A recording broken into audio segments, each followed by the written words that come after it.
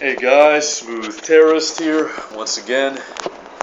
This is going to be an unusual video.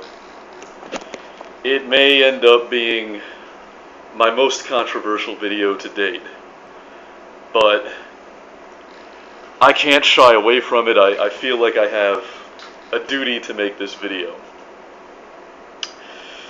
A while back, I made an offhand remark that of the 2,300 some odd subscriptions to my YouTube channel, there are probably only about 50 people who watch my videos on a regular basis.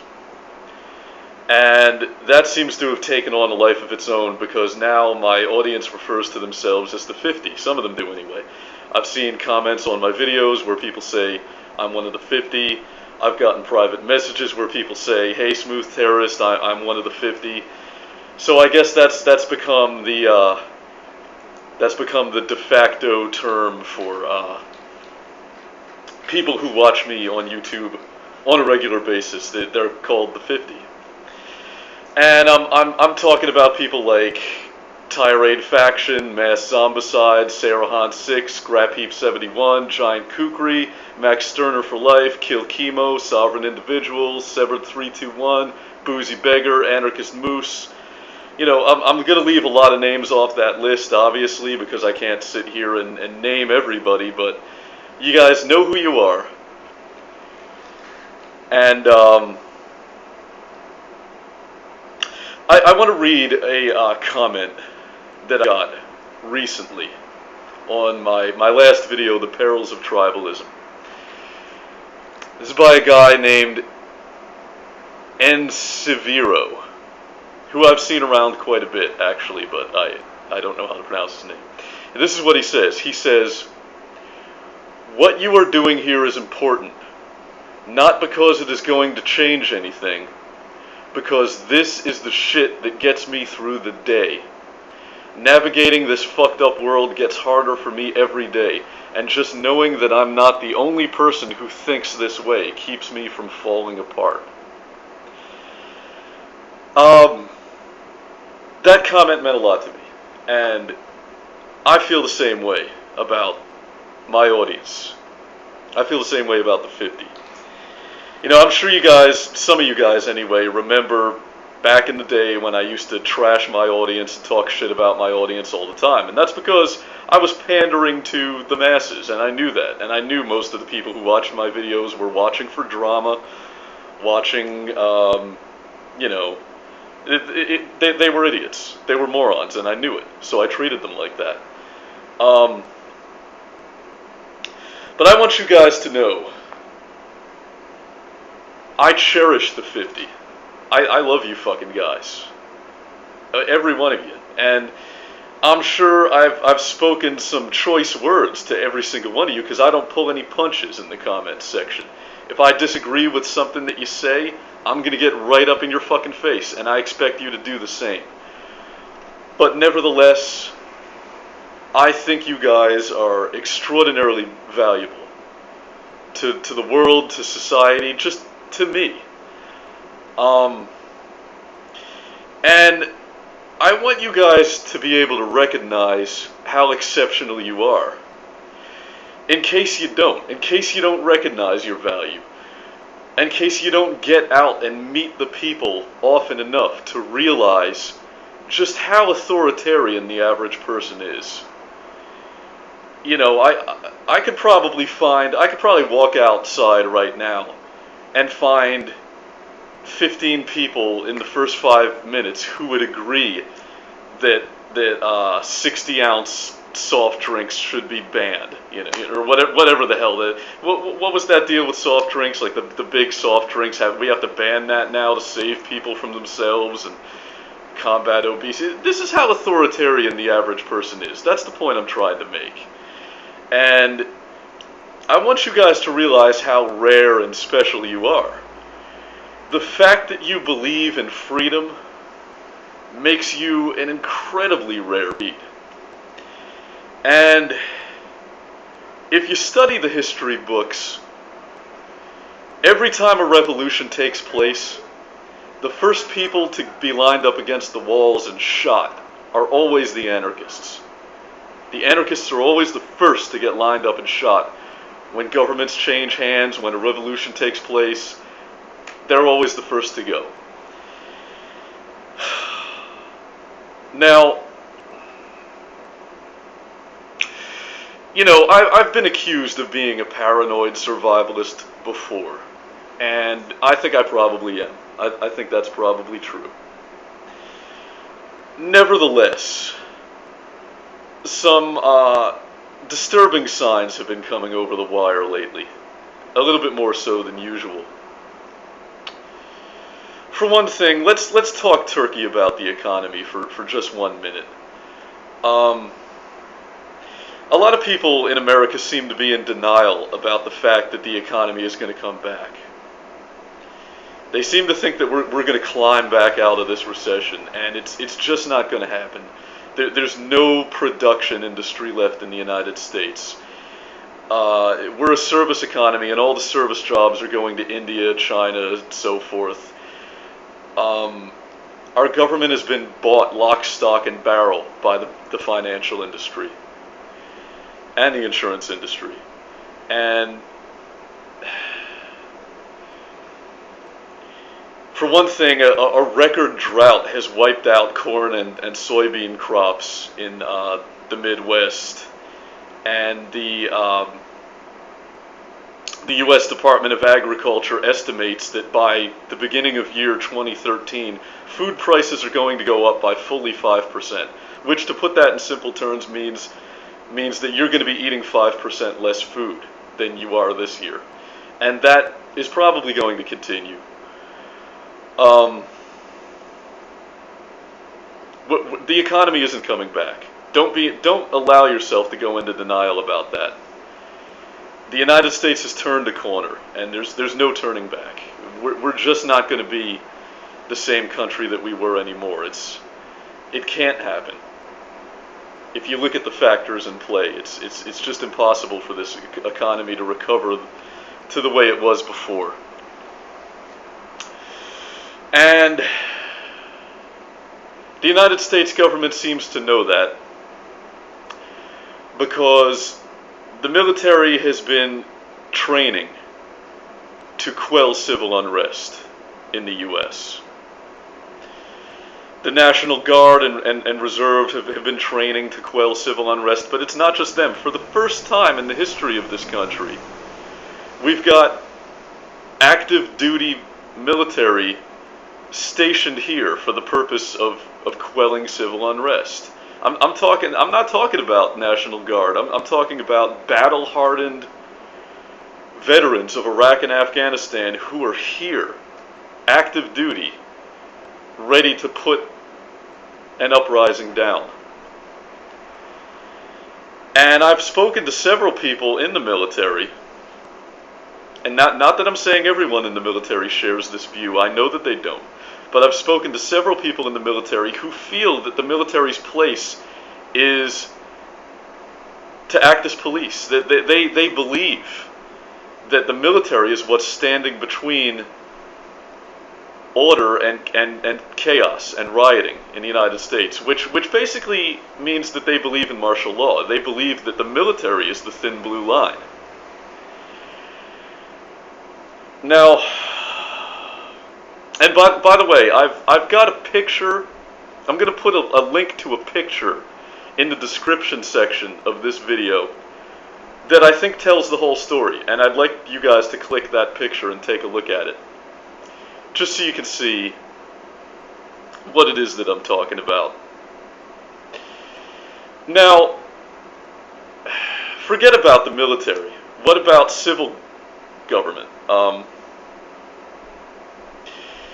The Social Security Administration has recently purchased 170,000 rounds of hollow point ammo. Now, why did they do that? I don't know, guys. They say it's for their law enforcement division to enforce people making false Social Security claims. You know, most branches of the government do have a law enforcement division. The Treasury Department, I'm sure, has one. I know for a fact that the IRS has one. Even organizations that you wouldn't think, like the USDA, the Department of Agriculture, even they have a law enforcement division. So it's not that strange, but it's a little strange. Also, Homeland Security has recently purchased 750 million rounds of ammo. That's 750 million for Homeland Security. Why are they doing this, guys? I don't know. I could understand why a more paranoid person than myself might assume that maybe they're preparing a mass extermination of political dissidents. But who knows? I think what it comes down to is that people in government, just like people in civil society, have seen the handwriting on the wall. They know that the economy isn't coming back, and they're doing the same thing that citizens are doing. They're prepping. They are prepping. But what they're preparing for is a police state. What they're preparing for is martial law and dictatorship. And we have to prepare for the opposite.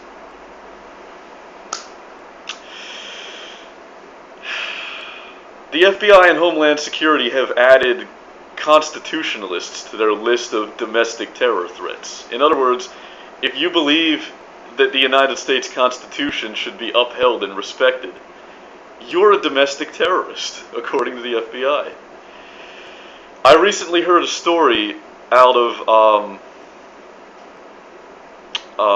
Virginia. I'm trying to remember the name of the county, and I can't. It's not coming to me. A Marine veteran by the name of Brandon J. Raub, that's R-A-U-B,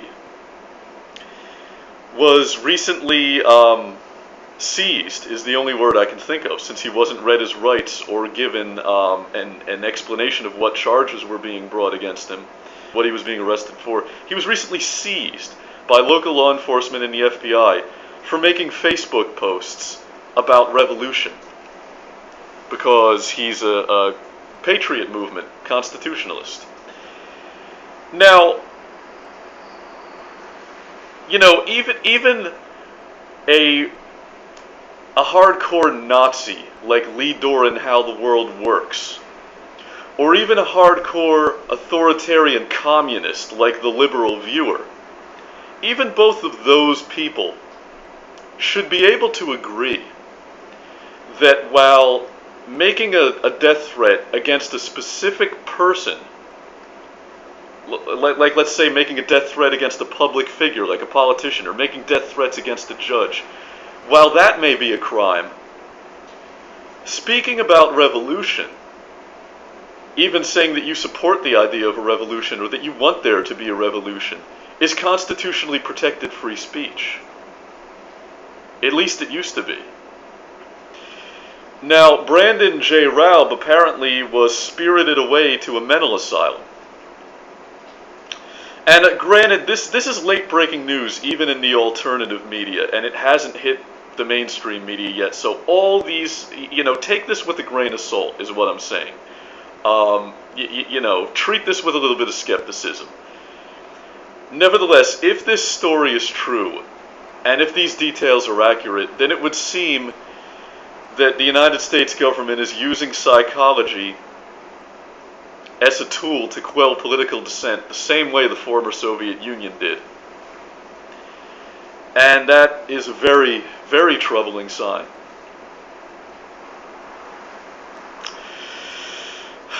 What else is happening? The UK government is preparing a military raid, or at least they're talking about it, a military raid of their embassy in Ecuador to seize Julian Assange, who's claiming political asylum there.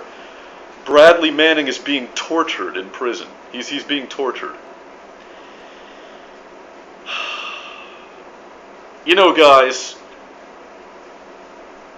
and by the way, don't even get me started on domestic spying. I could bring up at least five stories off the top of my head that have to do with that. But most of you guys in the 50 know the score, and I don't have to tell you. Now, you take any one of these things separately, and what does it mean? Well, not much. But when you add them all up, it seems to me like things are about to get ugly. It seems to me like the social contract in the United States is about to disintegrate. I won't mince words. I won't equivocate. And the purpose of this video is that I would like every one of the 50 to be armed. I would like every one of you to arm yourselves with a legally purchased firearm. Now, I know a lot of you aren't comfortable with the idea of owning a firearm, and I know that a lot of you are. But to the ones who aren't, all I want to say is that you don't have to be a gun nut. Now look, let me use myself as an example. People come to anarchism from both sides of the political spectrum. People come to anarchism from the right wing, and people come to anarchism from the left wing. I'm somebody who came from the left. I grew up in New England, guys. There was no gun culture. There was no redneck culture. You know, for a long time, I believed in gun control. I was a liberal. And when I purchased my first firearm, I remember people saying to me, well, you're going to be a gun nut now. You know, this time next year, you're going to have 100 guns. You're going to be stockpiling guns.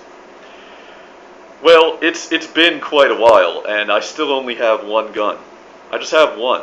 That's all that I feel I need, because I'm not a gun nut. I'm not somebody who loves guns. I actually hate guns. I can't look at my gun without getting a deep feeling of existential dread. That's the only way I can put it. When I look at this thing, as corny as it sounds, when I look at this thing, the piano chords from John Lennon's Imagine go through my head. And I just get really depressed. I mean, I really, sometimes I have the urge to smash it. Sometimes I have the urge to take a hammer and try to destroy it, which wouldn't be easy because it's an AK-47. But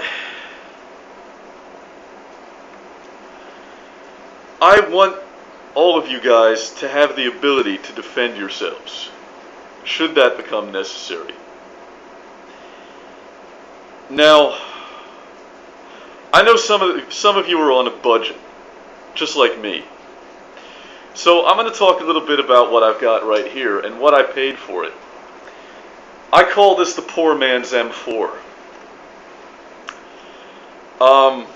This is an AMD 65 assault rifle. It's Hungarian. It's basically a shorter scale version of the AK-47.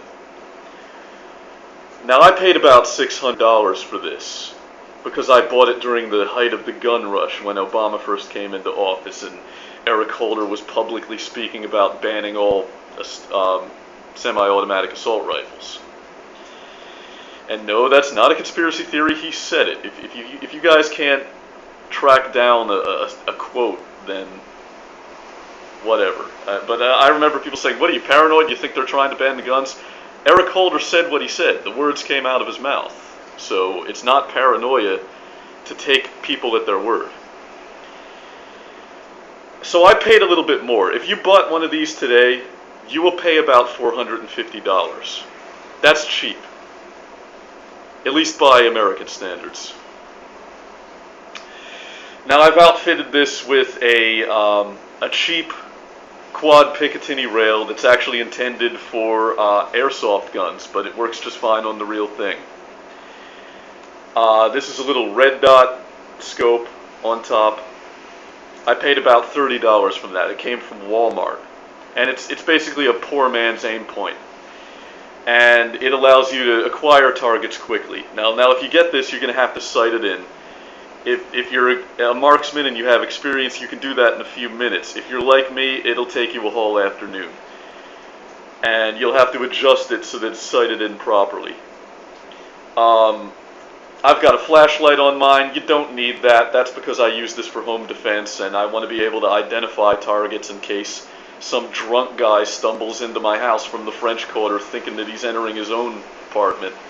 And he, I mean, it's plausible that somebody could break in here by mistake with so many drunks in the city that I live in. So I want to be able, if it's dark, it's the middle of the night, I like to have a flashlight so that I know who I'm killing.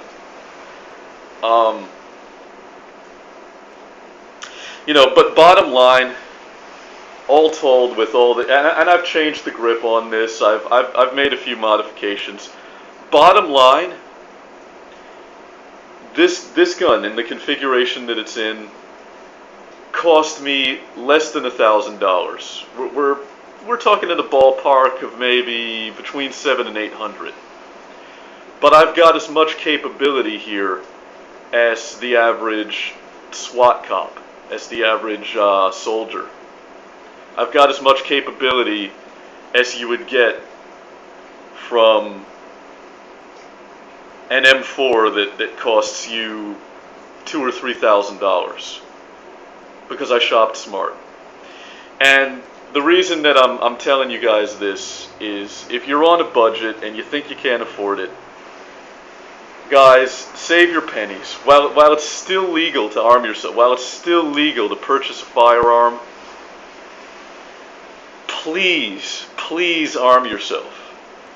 I don't sleep any easier at night because I have this gun. It doesn't give me much peace of mind.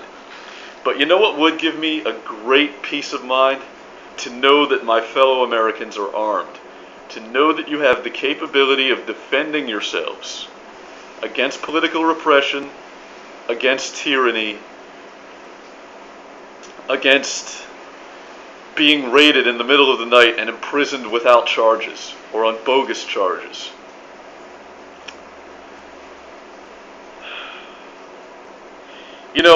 I know guns are unpleasant, and a lot of you guys, the best among you are the people who don't want to have anything to do with them. And I believe that. I think the people who abhor violence are the best people. But there's a biblical verse that says, beat your swords into plowshares and your spears into pruning hooks. And that's basically a way of saying turn your weapons into farming tools. Stop being a warrior, be a farmer. Well, Thomas Jefferson had he had something to say about that biblical verse. And what Thomas Jefferson said is, those who beat their swords into plowshares will plow for those who don't. In other words, if you turn your weapon into a plow, you're going to be a slave for the people who still have weapons. And they will take the food that you grow. They will take the food that you're plowing. Well, not plow. You don't plow food. You guys know what I'm talking about here.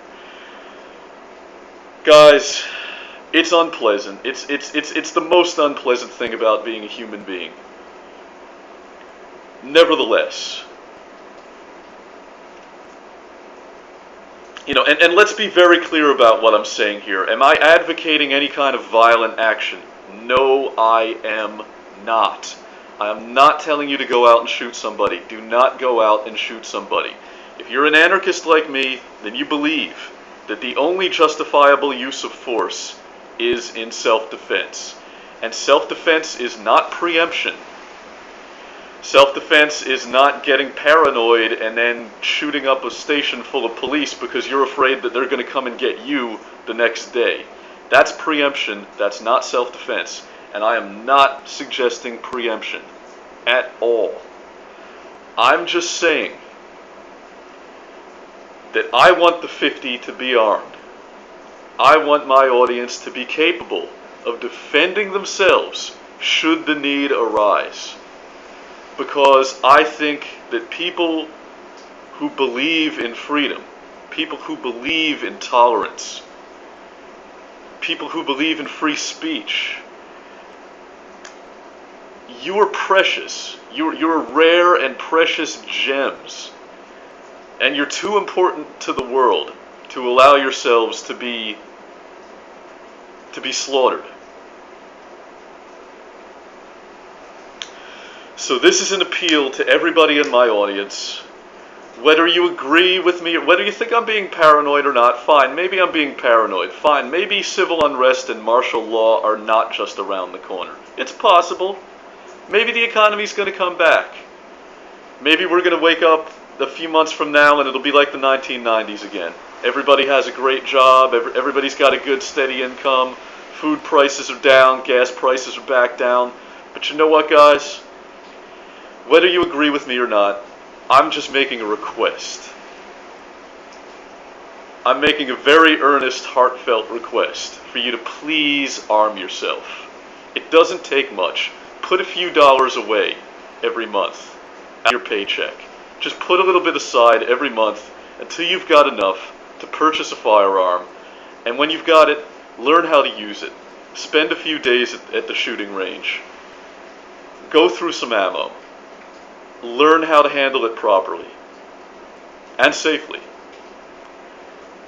But please, if you're a member of the 50, and hell, even if you're not, this video can be addressed to the general YouTube audience just as well.